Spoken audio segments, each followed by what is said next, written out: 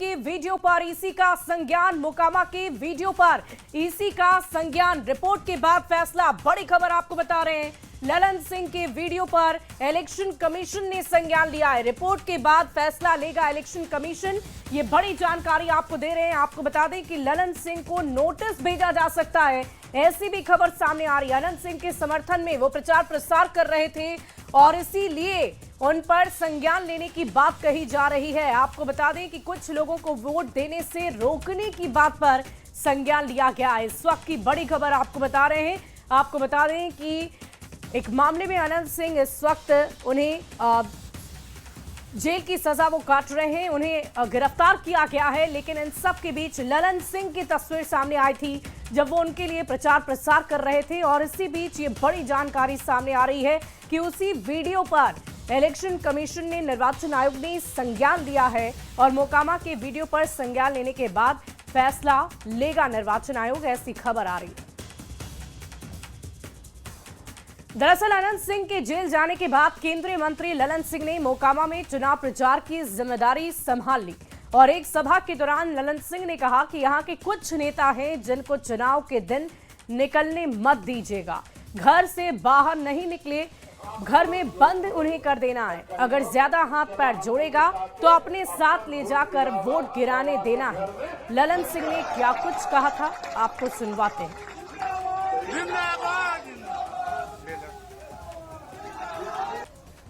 कांग्रेस नेता हाथी तो चुनाव के दिन उनका घर से निकले मत ही हो, उनका घर में बात कर दीजिए। आप बहुत अगर हाथ जोड़ तो कही हो कि तू चला हमनी के साथ अपन वोट गिरावा और आके घर में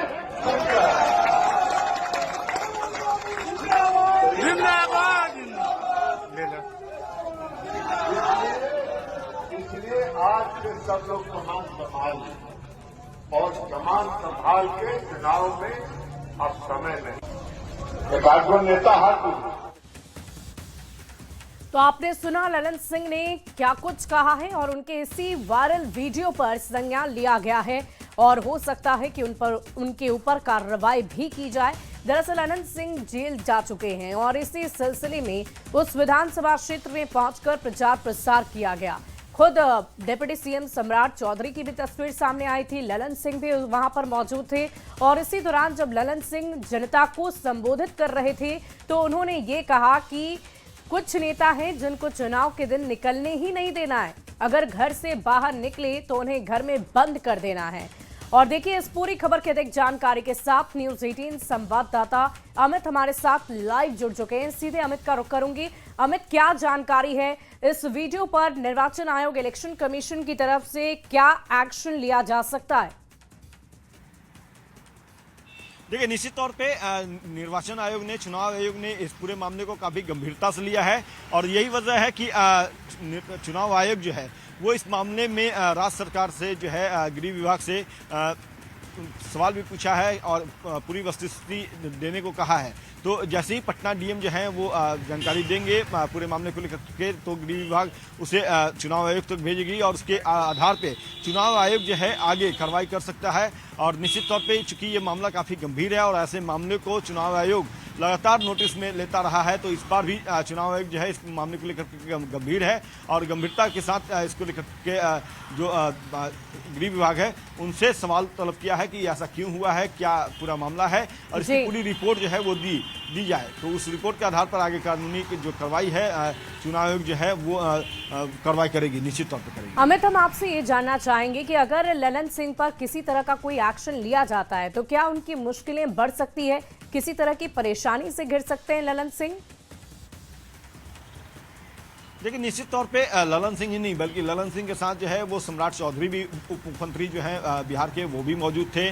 और उनके अलावा जो एक वीडियो सोशल मीडिया पे वायरल हो रहा है वो है जेडीयू के जो प्रत्याशी हैं अनंत सिंह, उनका एक वीडियो वायरल हो रहा है। तो उस पूरे मामले को चुनाव आयोग ने गंभीरता से लिया है और इस मुद्दे को लेकर के विपक्ष ने भी जो है वो सरकार पे, चुनाव आयोग पे सवाल खड़े किए हैं। तो जाहिर सी बात है कि एक तरफ जहां विपक्ष जो है वो हमलावर हो चुका है, चाहे राज्य सरकार हो, चुनाव आयोग हो, वहीं चुनाव आयोग जो है वो इस पूरे मामले पर जो है वो जानकारी हासिल करने के लिए जो है वो गृह विभाग को पूछा है और उसके आधार पर आगे की जो कार्रवाई है, चुनाव से जो नियमावली है उसके तहत जो कार्रवाई है वो की जाएगी। वाकई हमें देखने वाली बात होगी कि इस पूरे मामले पर इलेक्शन कमीशन कैसे संज्ञान लेता है, कैसे आगे कार्रवाई की जाती है। इस पूरी खबर पर आप लगातार नजर बनाए रखें। बहुत बहुत शुक्रिया आपका हमारे साथ जुड़ने के लिए। तो ये तस्वीरें हम आपको दिखा रहे थे। मोकामा में अनंत सिंह के समर्थन में खुलकर प्रचार प्रसार में उतरे ललन सिंह को लेकर राष्ट्रीय जनता दल ने भी निशाना साधा है। राष्ट्रीय जनता दल ने ललन सिंह के वीडियो को पोस्ट कर निर्वाचन आयोग पर ही सवाल खड़े किए और लिखा है कि ललन सिंह निर्वाचन आयोग की छाती पर बुलडोजर चढ़ाकर क्या जानकारी आ रही है। आरजेडी का निर्वाचन आयोग से सवाल है, आयोग पर सवाल खड़े किए गए हैं और ये पूछा जा रहा है कि वोट देने से रोकने की बात आखिर कैसे की जा रही है। उस वीडियो में इसकी चर्चा की है खुद ललन सिंह ने और साथ ही साथ देखिए ये राष्ट्रीय जनता दल के ट्विटर पर ये पोस्ट किया गया है, एक्स हैंडल पर, जिसमें लिखा है केंद्रीय मंत्री ललन सिंह चुनाव आयोग की छाती पर बुलडोजर चढ़ाते हुए ये कहते नजर आ रहे हैं कि किसी भी तरीके से वोटिंग के दिन घर से निकलने नहीं देना है, घर में बंद कर देना है, अगर ज्यादा हाथ पैर जोड़ेगा तो अपने साथ ले जाकर वोट गिराने देना है, कहा है मरा हुआ आयोग। तो ये देखिए ये सवाल राष्ट्रीय जनता दल पूछ रहा है कि आखिर ये आयोग जो मर चुका है वो है कहां पर। जब इस तरह की बात की जा रही है, लोगों को वोट देने से रोकने की बात हो रही है, तो आयोग इस पर संज्ञान क्यों नहीं ले रहा है। देखिए मोकामा में ललन सिंह के बयान पर सियासत काफी तेज हो गई है। राष्ट्रीय जनता दल और कांग्रेस ने पलटवार किया है, क्या कह रहे हैं सुनिए। इस तरह से लोकतंत्र लोकतांत्रिक अधिकारों को कमजोर करने वाला है और कहीं ना कहीं आचार संहिता के उल्लंघन का मामला बनता है। लेकिन उसके बावजूद भी चुनाव आयोग शांति से बैठी हुई क्यों है, ये समझ से परे है। चुनाव आयोग को इस मामले में तत्काल गंभीरता दिखानी चाहिए और ललन सिंह पर चुनाव आचार संहिता के मामला दर्ज करना चाहिए। इस देश में अगर चुनाव आयोग होता तो इस बयान के बाद ललन सिंह जेल में होते। इससे यह साफ होता है कि अब चुनाव आयोग बचा ही नहीं है। हाँ, किसी दौर में चुनाव आयोग हुआ करता था जिसे बाद में भाजपा ने या मोदी जी ने अपना लठैत बना लिया और अब वो चुनाव आयोग इनके लिए वोट की डकैती का काम कर रहा है। चुनाव आयोग नाम की संस्था अब नहीं बची है इस देश में। राजद नेता तेजस्वी यादव कब क्या बोलेंगे, जनता इस पर गौर नहीं करती। लोकतंत्र के इस महापर्व पर चुनाव आयोग पर अभद्र कमेंट उनकी मानसिक दशा को दर्शाती। उन सबको जो है जनप्रतिनिधि का दर्जा भी दिया जाएगा और जो गेहूं और धान जो लिया जाता है, जो एमएसपी जो है, धान का एमएसपी के अतिरिक्त 300 रुपये और गेहूं का एमएसपी के अतिरिक्त 400 रुपये जो हम लोग करेंगे। और मकर संक्रांति के दिन खरवास के ठीक बाद यानी 14 जनवरी को माँ बहन मान योजना के तहत 30,000 रुपया माताओं और बहनों के खाते में 14 जनवरी को हम लोग डालेंगे। केंद्रीय मंत्री ललन सिंह गरीबों को रोक रहे हैं वोट देने से। और देखिए इधर कांग्रेस नेता प्रमोद तिवारी ने ललन सिंह के बयान को लेकर निशाना साधा है। प्रमोद तिवारी ने कहा है कि जब ललन सिंह हत्या के आरोपी अनंत सिंह के समर्थन में आ गए हैं तो फिर चुनाव में निष्पक्षता कहां रह गई है।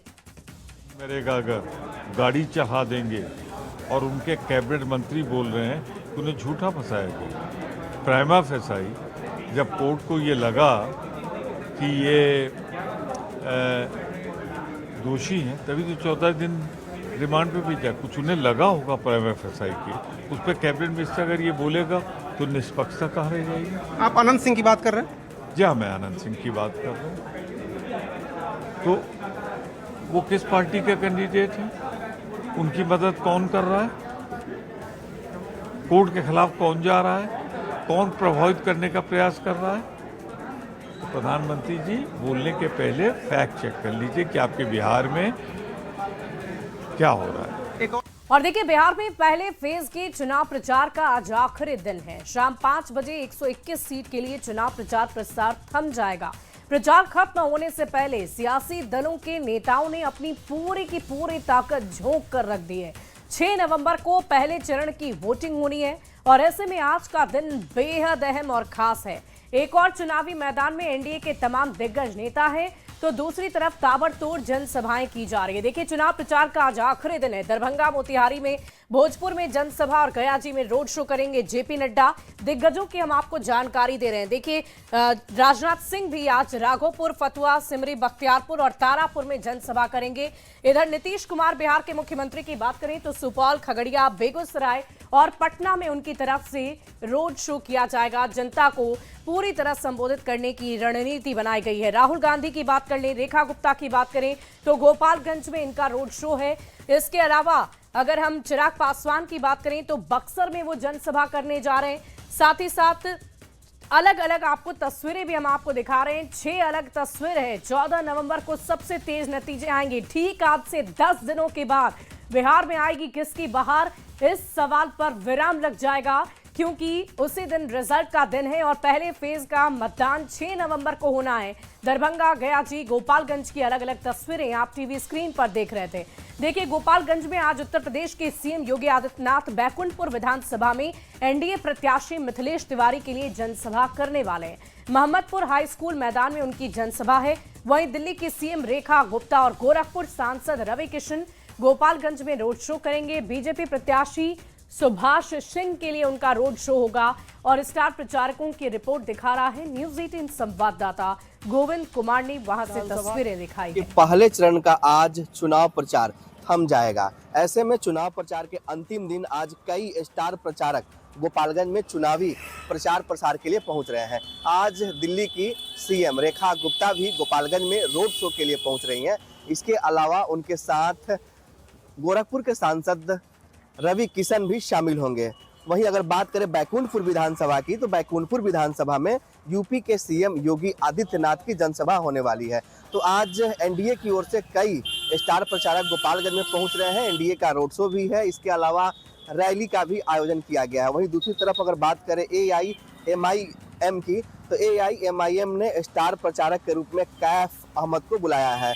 उसका भी यहाँ पर रोड शो का आयोजन किया गया है। उनके प्रत्याशी अनस सलाम भी इस रोड शो में शामिल होंगे। वहीं महागठबंधन की बात करें तो महागठबंधन की ओर से भी कई आज स्टार प्रचारक गोपालगंज में पहुंच रहे हैं। तो चुनाव प्रचार का आज अंतिम दिन है। ऐसे में सभी राजनीतिक दलों ने अपनी अपनी ताकत झोंक दी है। गोपालगंज की बात करें तो यहाँ पर 6 नवंबर को मतदान होना है। कुल 2373 मतदान केंद्रों पर 6 विधानसभा का चुनाव संपन्न होना है। गोविंद कुमार, न्यूज 18 गोपालगंज। और इस बीच एक बड़ी खबर का रुख कर लेते हैं। बिहार चुनाव से जुड़ी एक बड़ी खबर आ रही है। आज पीएम मोदी करेंगे संवाद। बीजेपी महिला कार्यकर्ताओं से संवाद करेंगे। मेरा बूथ सबसे मजबूत कार्यक्रम के तहत संवाद होगा। पीएम संवाद के जरिए जीत का मंत्र देंगे। बड़ी खबर आपको बता रहे हैं। आज प्रधानमंत्री मोदी अपने बीजेपी महिला कार्यकर्ताओं से संवाद करने जा रहे हैं। मेरा बूथ सबसे मजबूत महिला संवाद कार्यक्रम रखा गया है और इसी के तहत आज पीएम मोदी जीत का मंत्र देंगे। बढ़ते आगे, मुंगेर के तारापुर से डिप्टी सीएम सम्राट चौधरी ने धुआंधार प्रचार प्रसार किया है और आज प्रचार का आखिरी दिन है। और ऐसे में सम्राट चौधरी ने कहा है कि जनता आगे आगे है और एनडीए के नेता पीछे पीछे हैं। सम्राट चौधरी ने तेजस्वी के बिहार में बदलाव पर पलटवार भी किया है। बिहार विधानसभा के पहले चरण का चुनाव का प्रचार की आज आखिरी तारीख है। सम्राट चौधरी जो है वो अपने घर पे हैं, जो डिप्टी सीएम हैं, और लगातार यहाँ पे जो तस्वीरें हैं, देखिए आज सुबह से तैयारी चल रही है। पूरे दिन जो है वो प्रचार कर रहे हैं, लेकिन सुबह जब घर पर मौजूद होते हैं तो भी कार्यकर्ताओं का जो फौज है वो पूरा यहाँ पे मौजूद रहता है। घर पे भी सुबह से ही इतना ही व्यस्त रहते हैं। अरे ये तो और सुबह 5 बजे वाला जगह है। हाँ। 5 बजे सुबह से ही आम लोगों से मुलाकात होती है और ये पिछले 30 वर्षों से मैं ये काम कर रहा हूँ, लोगों से मिलना, उनकी समस्या। अभी तो चुनाव है और पहला दिन है जब 24 घंटा मैं अपने क्षेत्र में रहूँगा, नहीं तो तारापुर के लोग ही चुनाव लड़ रहे हैं। आज प्रचार की आखिरी तारीख है, आज से प्रचार बंद हो जाएगा। कितनी पूरी ताकत लग रही है और कैसा माहौल देख रहे हैं? जनता चुनाव लड़ रही है, जनता आगे है, हम लोग पीछे हैं। बिहार में एनडीए के पक्ष में जनता बहुत आगे चल रही है।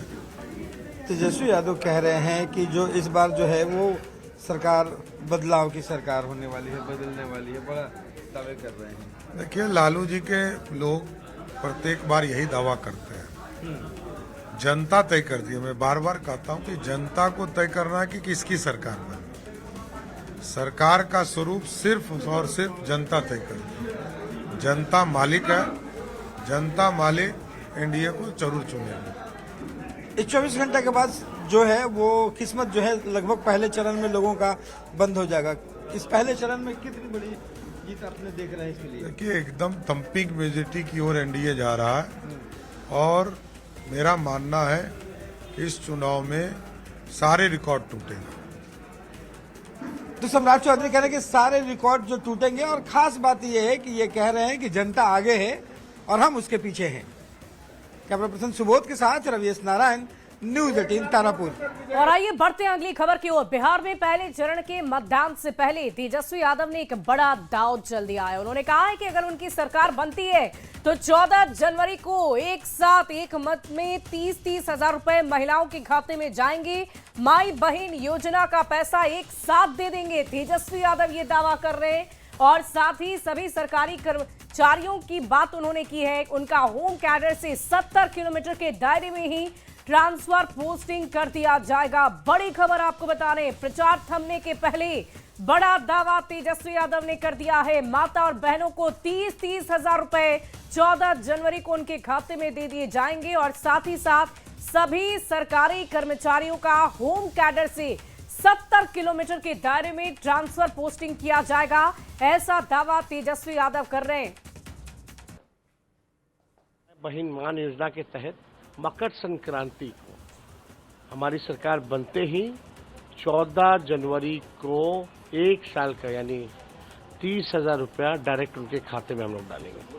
आपने नर्सेज के लिए और जो शिक्षिका है उनके जो लिए जो सरकारी कर्मचारी हैं, चाहे पुलिस में हो, महिला जो भी हो, चाहे पुलिस में हो, कोई हो, मैनिफेस्टो में भी है, चाहे पुलिस के हो या स्वास्थ्यकर्मी हो या शिक्षकों हो, उन सब का जो है होम कैडर से 70 किलोमीटर के रेडियस में ही ट्रांसफर पोस्टिंग हम लोग कराएंगे। और तेजस्वी यादव ने अगली सरकार के गठन की तारीख का ऐलान किया तो बीजेपी नेता ऋतुराज सिन्हा ने इसे तेजस्वी यादव का बचकाना बयान बताते हुए उन्हें नॉन सीरियस पॉलिटिशियन करार दिया है। उन्होंने कहा कि बिहार में तेजस्वी की बातों को कोई गंभीरतापूर्वक नहीं लेता है। जो भी गंभीर रूप से राजनीति समझता है और देखता है वो इसको गंभीरता से नहीं ले सकता। बची बात तेजस्वी जी के काम की और उनके बोलने की, तो तेजस्वी जी तो पूरे बिहार में हर एक घर को सरकारी रोजगार दे रहे हैं। 2.5 करोड़ सरकारी रोजगार की वो बात कर रहे हैं। तो सब जीविका दीदी को सरकारी नौकरी प्रदान करने की बात कर रहे हैं। तेजस्वी जी तो ऐसी काल्पनिक बातें कर रहे हैं कि अब जनता समझ चुकी है कि पूरी तरह से हताश और निराश होकर कुछ भी बोलने वाली जो एक प्रवृत्ति बनती है उस तरह से तेजस्वी जी बात कर रहे हैं, इसलिए उसकी बातों को उतना गंभीरता से कोई लेता नहीं है। और इधर वीआईपी प्रमुख और महागठबंधन की ओर से उप मुख्यमंत्री पद के उम्मीदवार मुकेश सहनी ने कहा है कि बिहार की जनता इस बार बदलाव के मूड में है। जनता इस सरकार से तंग आ चुकी है। उन्होंने दिल्ली से रिमोट कंट्रोल से बिहार में सरकार चलने का आरोप भी लगाया। साथ ही राहुल गांधी को मछुआरों का हमदर्द बताया है। समाज में हर वर्ग में, हर जाति धर्म के लोगों में काफ़ी उत्साह है सरकार बदलने का, जिसमें हर किसी को भरोसा है तेजस्वी मतलब सरकारी नौकरी। और 20 साल से जनता जो है उब चुका है। नीतीश जी अस्वस्थ हो चुके हैं क्योंकि कोई भी फैसला नीतीश जी नहीं ले रहे हैं, ब्यूरोक्रेट ले रहे हैं। दिल्ली से रिमोट कंट्रोल से सरकार चलाई जा रही है। तो ऐसे जगह पे जनता जो है वो बदलाव चाह रहा है। देखिए, इन लोगों का मानसिकता सही नहीं है और किसी समाज के साथ खड़ा होना, उनके दुख को, दर्द को समझना, उसको काम को, मेहनत को समझना, और उसके लिए अगर एक मछुआरा समुदाय के साथ कंधे से कंधे मिलाकर पानी में उतरा और मछुआरा भाई के साथ अगर उन्होंने जाल खींचा और एहसास किया, फील किया, तो अब इस तरीके से कटाक्ष करना ये अपने आप में पूरे बिहार के निषाद समाज का अपमान है। और फिलहाल इस बुलेटिन में अभी के लिए बस इतना ही। आप बने रहे न्यूज़ 18 बिहार झारखंड के साथ।